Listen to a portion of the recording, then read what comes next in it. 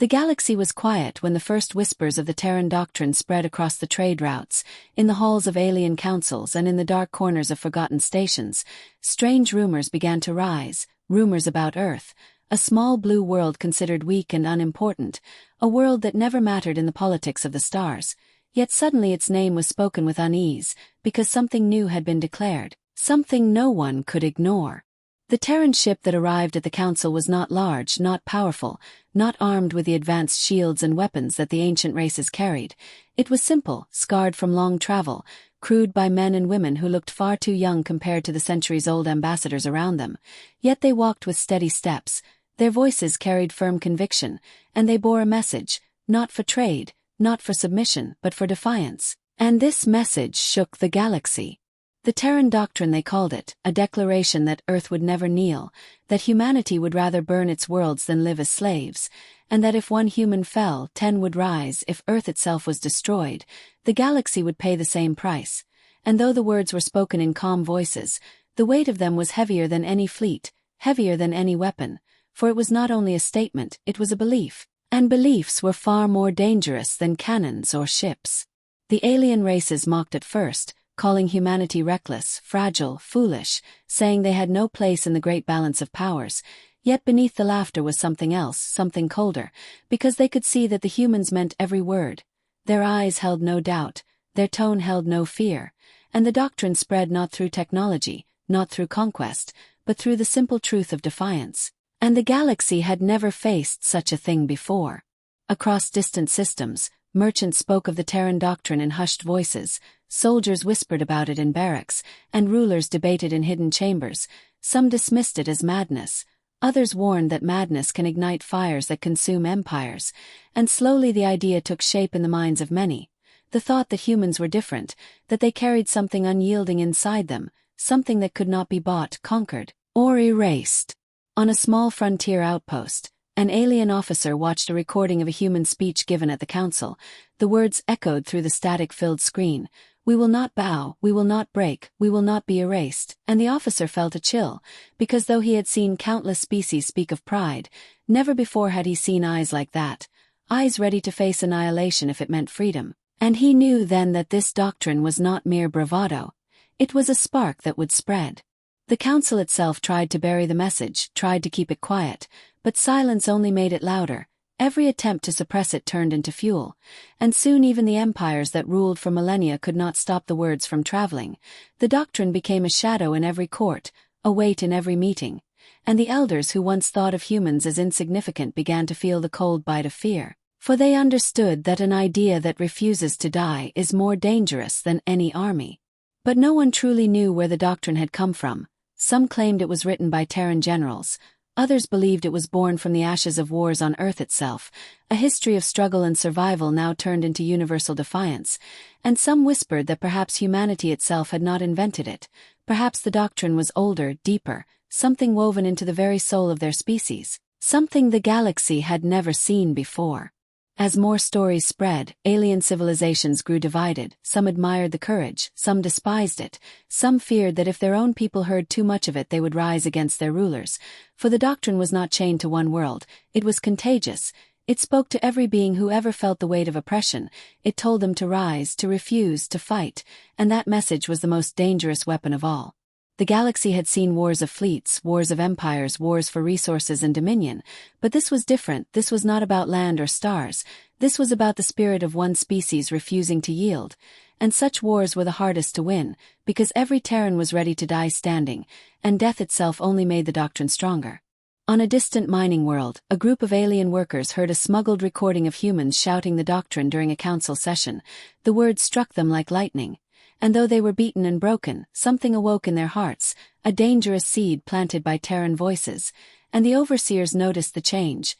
Fear in their eyes as they realized rebellion no longer needed weapons first, it only needed belief. Humanity did not arrive with grand fleets, did not arrive with overwhelming firepower, they arrived with a message, and that message was heavier than iron, sharper than any blade. It promised suffering, sacrifice, and blood. But it also promised dignity, freedom, and hope, and in a galaxy where order was built on chains and fear, that promise was poison to the rulers and salvation to the slaves. Whispers turned into stories, stories turned into movements, movements turned into fear across the ancient empires. The Terran Doctrine was spreading, carried not by ships but by voices, and though humanity was small and fragile compared to the great powers, their words traveled faster than light, through memory, through courage, through defiance, until no corner of the galaxy was free from its echo. The aliens who laughed at humans began to realize the truth. Laughter faded into silence, silence into unease, unease into fear, and finally into anger. Because they understood something dreadful, humanity had given the galaxy an idea that could not be killed, and soon war would be the only way to silence it. As the council chambers grew heavy with debate, as empires plotted in secret, as fleets gathered in hidden docks, one question burned across the galaxy. What was the true origin of the Terran Doctrine, and how far were humans willing to go to defend it? The answer would come soon, and when it came, it would change everything, for the Terran Doctrine was no longer just words, it was becoming a storm, and the first lightning was about to strike. The Terran Doctrine was not born from weapons nor ships nor technology, it was born from a dangerous idea. And ideas once spoken cannot be destroyed, no matter how much power tries to bury them, no matter how many empires try to erase them, for an idea moves faster than fleets and lasts longer than monuments, and this was the truth the galaxy began to fear as the Terran words spread like a fire. The doctrine declared that humanity would never kneel, that if one Terran fell then 10 more would rise, that if Earth itself burned then the galaxy would burn with it, and though these were only words to some, they carried the weight of iron and fire to others, because no other species had spoken such things with such conviction, no other species dared to link survival to defiance, to tie existence to rebellion, to make pride itself the weapon. To the older races the doctrine was madness. They had built their empires upon careful balance, trade agreements, alliances of convenience, endless treaties carved over centuries. But here came a young species saying survival was not enough, that to surrender was worse than death, that freedom was worth the destruction of all worlds, and such thinking was alien to them. They could not understand it, they could not predict it, and therefore they feared it. In council halls alien ambassadors debated the meaning, some saying it was only rhetoric, others saying it was poison, some warning that if their own subjects heard too much they would rise against their rulers, for the doctrine was not chained to earth, it was a seed that could grow in any heart that had ever felt oppression, and that was why it was feared, because it did not belong only to Terrans, it belonged to anyone willing to stand and say no. A scholar of the Terran Alliance wrote in secret that the Terran Doctrine was the most dangerous creation of the age, not because it promised war but because it promised dignity, and dignity is the one gift rulers cannot allow their subjects to taste, for once it is tasted no chains will hold them, no threat will silence them, and no empire will last. The Dominion of Korth, a brutal power that thrived on conquest, laughed at the words at first, calling humans weak children, but their laughter masked unease, and so they decided to test this doctrine. They launched fleets against a small Terran colony, believing they would crush it in days, believing the words would vanish in blood, believing that the humans would break as easily as glass, yet the truth they found was far different.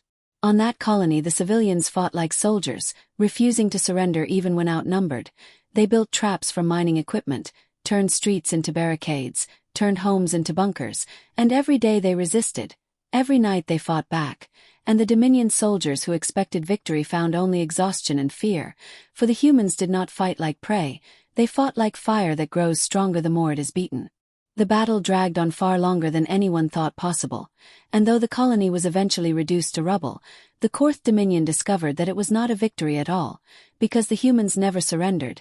They died with defiance on their lips, they carved the doctrine into the very ruins of their streets, they left messages for the galaxy written in blood and ash, messages that no one could ignore. And when word spread of what happened, it did not sound like defeat, it sounded like legend, it sounded like proof, it sounded like the Terran Doctrine was alive. And soon stories traveled faster than fleets, carrying with them the dangerous thought that humans would not break. The council tried again to silence it, tried to control the story, but silence was impossible. Every attempt to bury the truth only made it stronger. And in hidden places across the stars, beings whispered the doctrine to themselves, some with admiration, some with dread, and all with the knowledge that something unstoppable was growing. The Terran Doctrine was not a weapon, yet it was sharper than steel. It was not an army, yet it commanded more loyalty than kings.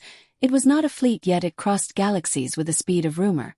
and this made the rulers of the great empires restless, for they saw that the humans had built something they could not destroy with force alone. In the shadows, the Zynar collective, silent for centuries, began to stir, their minds cold and logical, for they saw the doctrine not as a threat of war but as a plague of thought, and they concluded that if it was not destroyed quickly, it would spread beyond control, and the order of the galaxy would collapse. Still, among ordinary people in distant systems, the doctrine was a light. Miners whispered it in tunnels, slaves repeated it in chains, even some soldiers of alien fleets began to carve it into their armor, and the rulers grew afraid, for they could not fight whispers, they could not kill words once they took root in the heart, and the more they tried to crush the doctrine, the louder it grew. On Earth itself humans prepared. They built fleets though small compared to the empires, they trained soldiers though outnumbered by billions, yet their true strength was not in metal, it was in belief, in the unbreakable vow that no Terran would kneel, that no Terran would surrender. And this belief burned in them like a second sun, seen in their eyes, carried in their voices, felt by all who met them. The Dominion learned that the doctrine was not empty talk, the Council realized it could not be ignored, the collective decided it must be destroyed, but humanity had already passed the point of silence, their words were alive, and words once alive never die easily. They grow, they transform, they ignite, and the Terran Doctrine was already turning into a storm that would change everything. And so the galaxy stood at the edge of a dangerous path, some waiting in fear, some waiting in hope. For all now knew the truth, the Terran Doctrine was not a weapon, not a fleet, not an army, it was a dangerous idea, and ideas are the hardest enemies to kill. The galaxy had heard the words of the Terran Doctrine and many still thought it was only bravado, a loud cry from a young species desperate to be noticed. But the Dominion of Korth was not content with whispers, they wanted proof, they wanted to crush the words before they became fire. And so they prepared a test, a brutal strike against a human colony that would show the galaxy that the doctrine was nothing more than air. The Korth Dominion was an empire of conquest, proud and merciless, they ruled by fear and iron, they had broken countless worlds and enslaved countless races, their fleets stretched across the stars, their soldiers trained from birth to obey without question, they believed no small colony could stand against their might, they believed the humans would fall in days, and they believed the doctrine would die with them. The target was a small colony called Halcyon, a mining world on the edge of Terran space, not heavily defended, not rich, not strategic, yet chosen for the message it would send. For if Halcyon fell quickly, then the galaxy would see that the Terran words were empty, and the Dominion prepared with cruel confidence, sending fleets heavy with weapons, soldiers eager for easy victory, commanders ready to laugh at the weakness of humanity. But when the invasion began, the Dominion found something they had never seen before, because Halcyon did not surrender. Not on the first day, not on the second, not even when the skies burned red with falling ships. Instead, the civilians fought as if every breath was their last gift. They turned mining tools into weapons, they turned tunnels into traps, they turned homes into fortresses. And even children carried messages through fire so that their elders could fight another day. The Dominion soldiers mocked at first, amused by such desperate resistance, but amusement soon turned into frustration, frustration into fear, because the humans did not break, even when surrounded, even when starved, even when facing certain death, they refused to kneel, they refused to beg, they refused to yield, and the doctrine was no longer just words, it was alive in every scream, in every act of defiance, in every hand that lifted a weapon against impossible odds. The commanders of the Dominion grew impatient, they unleashed heavier weapons, they scorched the colony from orbit, they destroyed streets and shattered buildings, yet still the Terrans fought, moving like shadows, striking in the night, laying traps that turned every alley into a battlefield, and the soldiers of the Dominion began to whisper in fear, for they had never faced prey that fought like predators, they had never faced civilians who fought like trained warriors, they had never faced an enemy who embraced death with pride. Days turned into weeks, weeks into months, and the invasion that was supposed to be a swift victory became a bleeding wound, draining soldiers, draining resources, draining morale. And though the colony was finally reduced to rubble, though every stone burned, the Dominion discovered something terrible. It was not a victory, it was a curse, for in every broken street the humans had carved their doctrine into the walls. Messages written in ash and blood declaring they would not bow. And those messages did not die with the colony. When the last resistance fighter fell, he shouted the words of the doctrine into the sky.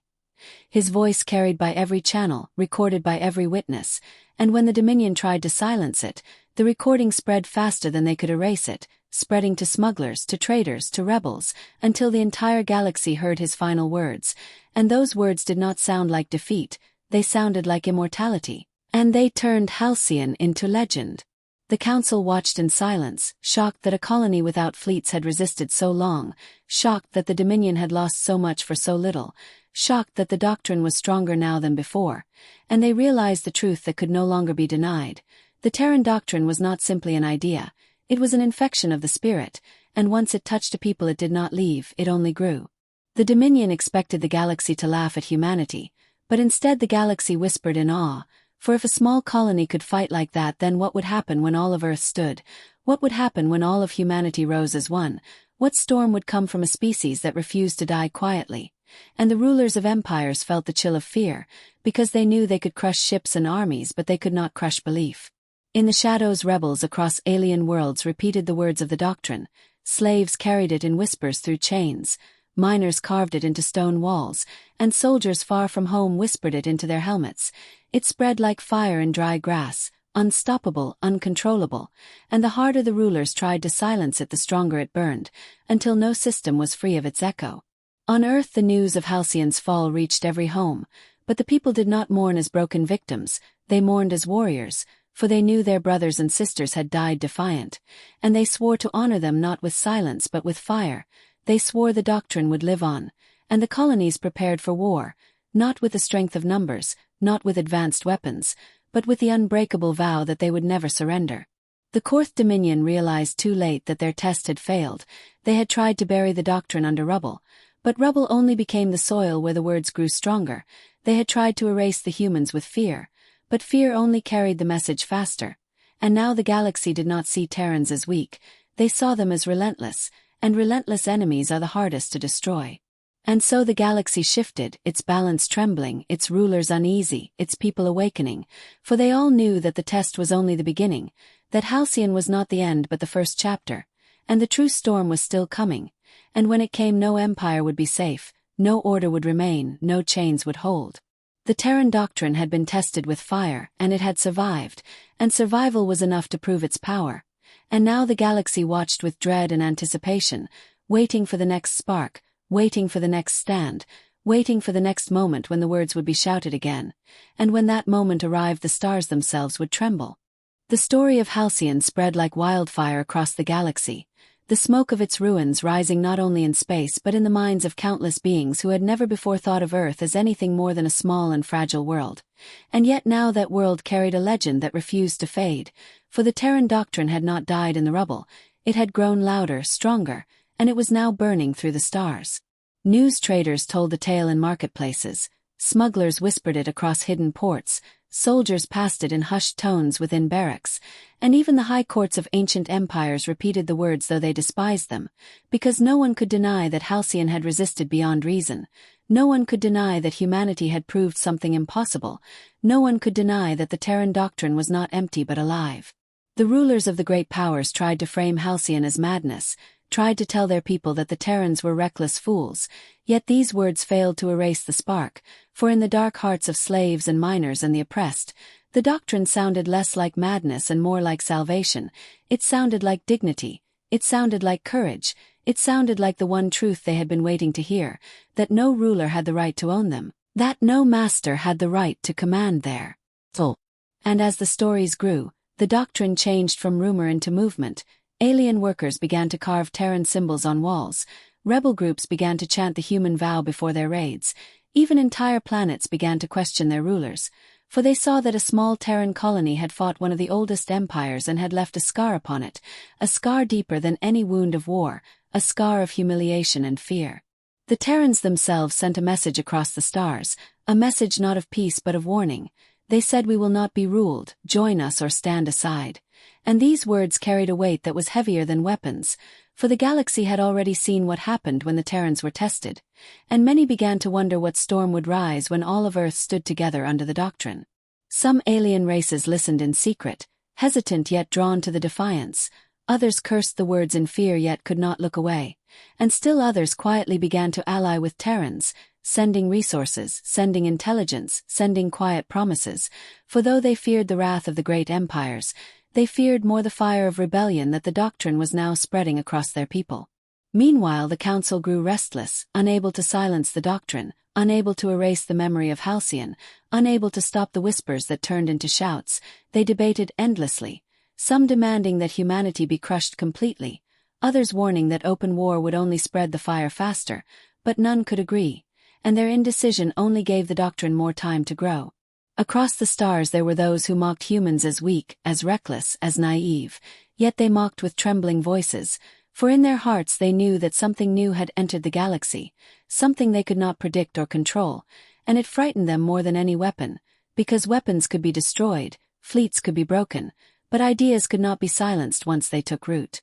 And in the shadow of this fear an ancient empire stirred, one older than the dominion of Korth, one older than the council itself, an empire that had remained quiet for centuries, watching, waiting, calculating, the Xynar Collective, masters of order, beings who believed the galaxy could only survive under strict control, and to them the Terran Doctrine was not just dangerous, it was poison. The Xynar believed that if even one more species fully embraced the doctrine, then galactic order would crumble, trade would collapse, rulers would fall, rebellion would spread like wildfire, and the galaxy would be consumed in endless war. So they began to prepare in silence, moving fleets from hidden docks, awakening soldiers who had slept in stasis for centuries, and crafting weapons that had not been used in generations, for they decided that the Terran Doctrine must be destroyed before it consumed everything. Back on Earth the humans watched as the galaxy shifted around them, and though their fleets were small, though their technology was young, though their colonies were few, they carried something greater than fleets or machines. They carried belief, and belief gave them courage, courage gave them unity, and unity gave them strength, and in every speech, in every meeting, in every preparation for war, the Terran Doctrine was spoken as both warning and promise. The galaxy burned with rumors, every corner alive with tension, rebellions brewing in silence, empires plotting in secret, trade routes trembling under whispers of coming war. And though no one yet knew when the fire would break fully into the open, all knew it was only a matter of time, for the doctrine was spreading, and no power could contain it forever. One night in a distant station a group of alien workers gathered in secret. They lit a stolen beacon and repeated the Terran vow in broken voices: if one of us falls 10 will rise, if our world burns the galaxy will burn. And they swore to themselves that they would no longer bow to their masters, and thus the doctrine grew stronger without a single human present, proving that it no longer belonged to Earth alone. It belonged to every being who carried defiance in their soul. The rulers grew desperate, some considering alliances they once thought impossible, others plotting to betray their own council members, for the fear of the doctrine was heavier than the fear of each other.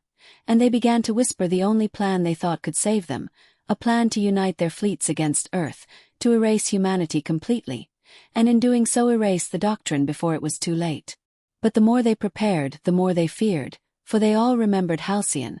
They remembered that even in rubble the Terrans had not surrendered, and they asked themselves quietly what would happen if they attacked Earth itself. Would they win, or would they awaken a storm so great it would consume them all? And so the galaxy stood in uneasy silence, fire spreading through shadows, rulers trembling, rebels rising, humanity preparing, and above them all the Terran Doctrine burned brighter than ever. No longer a whisper, no longer a rumor, no longer a test, but a truth carved into the hearts of millions, a truth that no fleet could erase, no ruler could silence, no empire could survive unchallenged. The Xynar Collective saw this fire and knew that soon they would have to strike, for if they waited the doctrine would spread too far, if they delayed the galaxy would slip beyond control, and so they began their plans in secrecy, their eyes fixed upon Earth, their voices cold, their resolve merciless, and their words carried a message more chilling than any fleet: erase Terra before the doctrine spreads further. The chamber was quiet yet heavy like the air itself carried fear and tension, for in the heart of the Terran flagship stood the Council of Commanders gathered to decide the future of not only their fleets but of humanity itself. And as the doors slid open the youngest officer stepped inside carrying words that could shatter the fragile balance of trust, for he had intercepted a signal, a coded transmission that whispered of betrayal deep within the Terran ranks. And the silence that followed was more dangerous than any alien weapon. Admiral Varric, known for his iron voice, leaned forward and demanded clarity. his gaze sharp as a blade, and the young officer stammered but spoke with courage, saying the transmission carried the coordinates of hidden Terran supply lines, lines that if revealed could cripple the fleet, starve their colonies, and hand the enemy victory without a single battle. And the words echoed like thunder across the chamber as the commanders shifted uneasily, their loyalty now questioned by shadows. Outside the chamber, the stars burned cold, silent witnesses to secrets unfolding, and the Terran Doctrine, once a promise of unity and survival, now appeared fragile as glass under the weight of suspicion, for whispers began to spread among the crew that not all Terrans were loyal to the cause, that some believed the doctrine had gone too far, that survival had turned into domination, and domination into tyranny, and the seeds of rebellion were sown not by aliens but by humans themselves. On the far reaches of the galaxy, aboard a distant Terran outpost, a small unit of soldiers found themselves stranded when communications suddenly went dark, and among them was Captain Alira, a woman who believed fiercely in the doctrine yet secretly feared what it was becoming, for she had seen villages burned not by alien claws but by Terran fire, and though her orders were clear, her conscience screamed louder with each passing day, telling her that something within the doctrine was breaking. The unit scanned the skies, waiting for reinforcements, but instead they caught sight of strange ships moving silently across the void, vessels neither alien nor Terran, their hulls marked by symbols unknown, and the soldiers felt a dread deeper than fear, for they realized a new player had entered the war, one that had been watching from the dark corners of the galaxy, patient and unseen, waiting for Terrans and aliens to weaken each other before making their strike, and the moment of their arrival had come. Back at the flagship, the council argued fiercely, voices clashing like swords, some demanding absolute loyalty and punishment for any whisper of doubt, others warning that fear would tear the doctrine apart faster than any enemy. And in the midst of chaos, Admiral Varric raised his hand and declared that trust must be earned, not forced. Yet even as he spoke, his eyes betrayed a storm of doubt, for he too had seen signs that the doctrine's strength was crumbling under its own weight. Meanwhile, Captain Alira's outpost was attacked without warning, the unknown ships unleashing silent bursts of energy that shredded Terran defenses like paper, and her soldiers fought desperately, their rifles glowing in the night. But for every enemy ship destroyed, two more appeared, and Alira realized this was no random raid but a calculated strike, as though someone had handed the enemy her coordinates, and fury burned inside her as she swore that someone within the Terran command had betrayed them. The battle raged across the barren world, fire lighting the skies, soldiers screaming, ships falling in flames, and Alira fought with blade and rifle until her arms were heavy and her lungs burned. Yet in the chaos she caught sight of a figure walking calmly through the battlefield, untouched by the explosions, a figure wearing Terran armor yet bearing the mark of the unknown ships, and she froze as she realized the truth, that the betrayal was deeper than she had feared. For it was not just information that had been leaked, it was people, Terran soldiers themselves, who had turned against their own. When the dust settled and the outpost lay in ruins, Alira dragged herself into the wreckage of a bunker, her mind torn between rage and sorrow, and there she made a vow that she would uncover the truth behind the betrayal, that she would hunt down whoever had corrupted her people, even if it meant standing against the doctrine itself. And with that vow burning in her heart, she sent a final encrypted signal into the void, hoping someone loyal still remained to hear her cry. On the flagship, Admiral Varric received fragments of her signal, distorted and broken, yet enough to chill his blood, for the words she sent spoke of betrayal from within, of Terran soldiers siding with an unknown power, and though the Council dismissed it as battlefield madness, Varric felt the shadow of truth in her words, and he knew that the war was no longer Terrans against aliens alone, but Terrans against themselves, and against something far more sinister lurking in the dark. In the days that followed, whispers of Alira's message spread through the fleet, fueling doubt and anger, and many began to question the very foundation of the doctrine, asking if survival had cost them their soul, asking if their leaders had led them not to victory but to corruption. And though Varric tried to hold the line, he felt the ground shifting beneath him, as though the very stars conspired to remind humanity that no empire, no matter how strong, could escape the corruption of its own heart. Yet even as fear spread, a new voice rose among the people, a hidden voice that spoke through intercepted transmissions and coded signals, calling itself the Shadow of Terra, promising freedom from the chains of the doctrine, claiming that true humanity lay not in conquest but in defiance of false leaders. And as those words reached more ears, More soldiers began to wonder, to doubt, to secretly dream of rebellion. And though none knew who the shadow of Terra truly was, the fire of revolution had been lit. As the fleet prepared for its next great campaign against the alien horde, Admiral Varric stood alone at the viewing deck, staring into the infinite dark. His reflection split by the stars, and he whispered a silent prayer that humanity might yet find a way to stand together. But deep in his heart he knew that the war outside was nothing compared to the war now raging within, and as the alarms sounded and the fleet moved forward, a shadow deeper than night followed them, unseen yet unstoppable, waiting for the moment to strike. And thus the Terran Doctrine stood at the edge of collapse, held together not by unity but by fear. And as the stars burned cold, the truth remained hidden, that the greatest enemy humanity would ever face was not alien claws or unknown ships, but the chains they had forged around themselves. The silence of the alien fleet hung heavy across the black void of space, every ship waiting, every commander uncertain, every signal from Earth carrying weight that none of them could quite measure. And at the center of it all was the Doctrine, a set of words forged not from ambition but from survival, words that had spread like fire among Terran colonies, words that declared no human world would ever kneel again, words that had become the soul of a people who refused to be erased. Captain Wren sat in the war chamber of the Terran flagship, his fingers resting against the glowing surface of the strategy table, the holographic shapes of enemy ships circling like vultures, and he could feel the tension of his crew, the kind of pressure that breaks men or transforms them into legends, and for a moment he wondered which fate awaited them now. The enemy admiral, a creature of the Xeran Dominion, finally sent a transmission, the screen filled with a pale, angular face, eyes like cold glass, and a voice that slid across the chamber like ice. The alien demanded surrender, demanded compliance, demanded silence, and promised survival if humanity bent its head. Yet behind the words was arrogance, the kind of arrogance that had broken countless other species. Wren did not answer with long explanations. He only said the words that had been written on every wall of Earth after the fall of the first colonies. He said humanity does not kneel. And with that he ended the channel, leaving the enemy to wonder, leaving his own crew to tighten fists, and leaving the silence to build like thunder before the storm.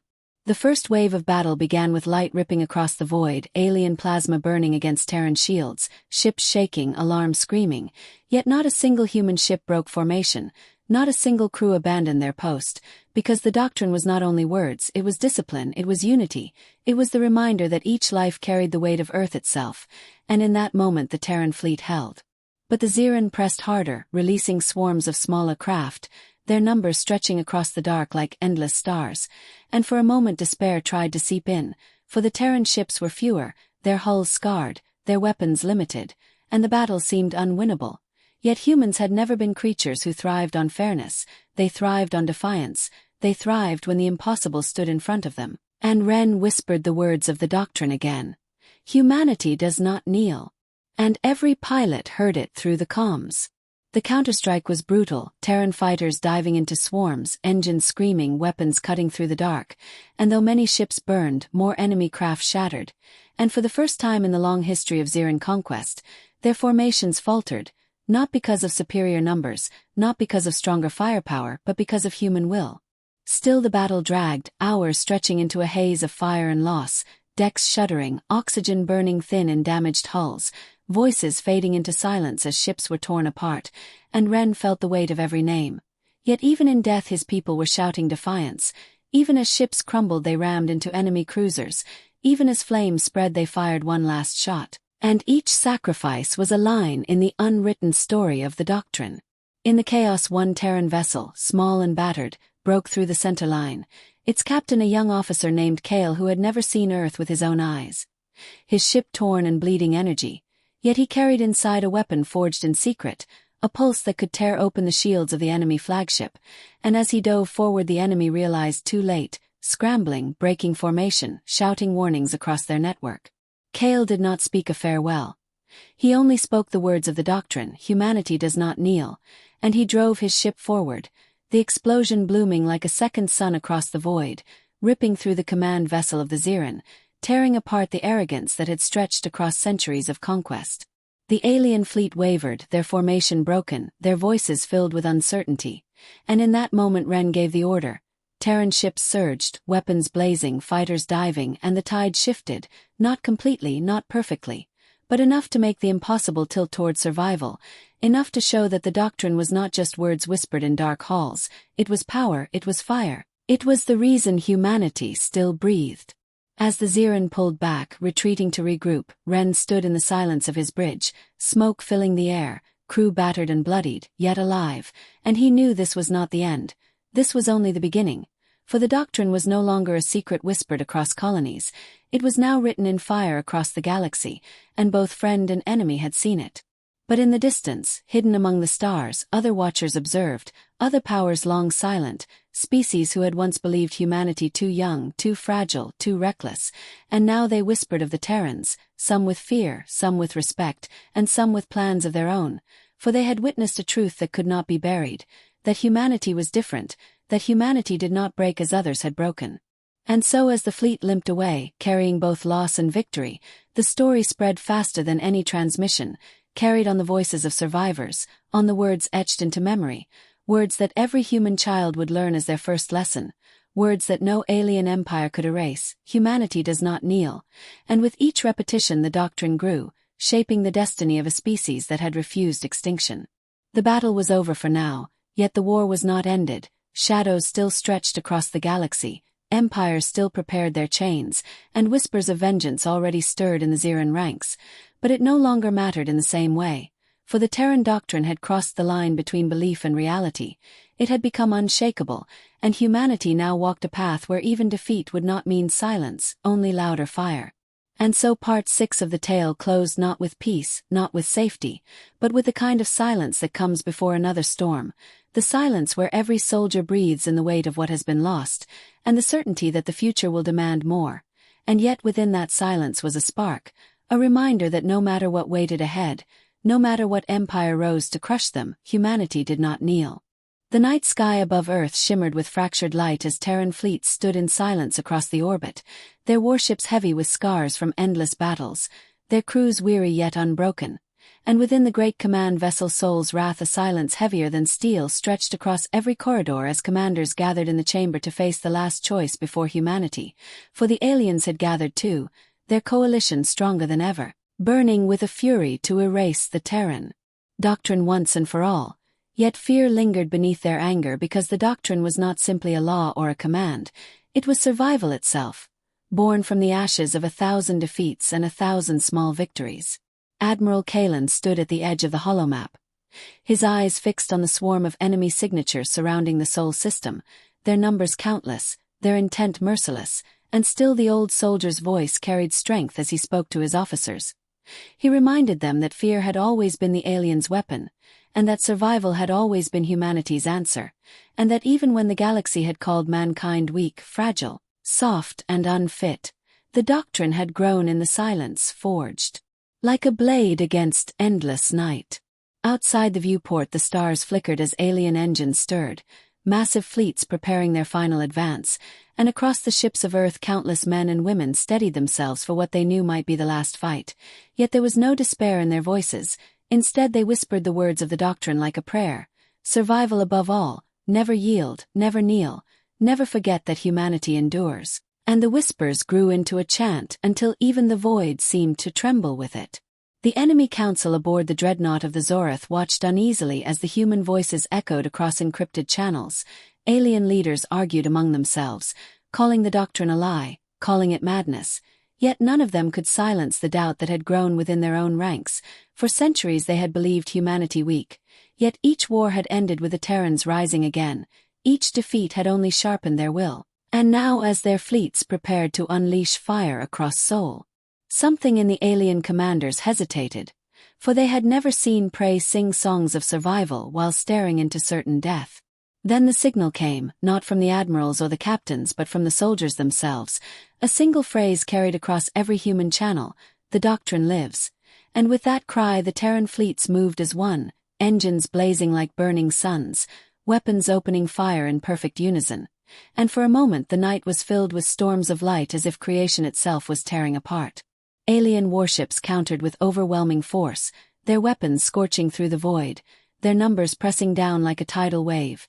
Yet every human vessel fought as if possessed by something greater than flesh or steel, every crew pushing past exhaustion, every fighter pilot burning through the skies with reckless courage, every marine ready to hurl themselves into fire before surrender, and slowly, impossibly, the tide of battle began to shift. On the bridge of Sol's Wrath alarms screamed as shields flickered and decks trembled, but Kalen stood unflinching, giving orders with a calm that settled every trembling hand. He knew this battle was not simply about survival, it was about proving the doctrine true once and for all, proving to the galaxy that humanity would never bend, never yield, never vanish from the stars. Across the alien coalition chaos began to spread. Fleets that once moved with perfect unity faltered as fear spread among them. Commanders argued, soldiers hesitated, and the question none dared ask began to gnaw at them. What if the doctrine was not a lie? What if survival truly was the core of humanity? What if no matter how many times the galaxy struck them down, mankind would always rise again, sharper, stronger, and more dangerous than before? The battle raged on, hour after hour, stars themselves drowned beneath the fury of fire, yet humanity did not break. And as alien fleets crumbled piece by piece, the coalition faced the truth it had long denied. Their endless war against Earth had not destroyed the Terrans, it had only forged them into something unshakable, and the galaxy itself would carry the scars of that lesson forever. At last Kalen stood once more before his officers, his voice hoarse yet unyielding, and he spoke the words that would echo into legend. Today the doctrine is not just survival, today it is victory. And as those words carried across every ship, every survivor wept, not in despair but in triumph, for against the impossible, against the endless night they had endured. When the enemy council surrendered, the galaxy was forced to witness what it had long refused. Mankind was no longer prey. Mankind was no longer weak. Mankind had written a law in fire and blood that none could erase, and the doctrine stood now as the spine of their destiny, survival not as a whisper in the dark but as a banner across the stars. Yet even as the fleets burned with victory, Kalen turned his gaze once more to the endless heavens beyond, for he knew the galaxy would not stop with this defeat, that new enemies would come, that new storms would rise, and still he smiled, because the doctrine had given humanity the one truth that could never be taken from them. So long as one Terran drew breath, mankind would endure, and so long as mankind endured, the galaxy would never forget the Terran Doctrine.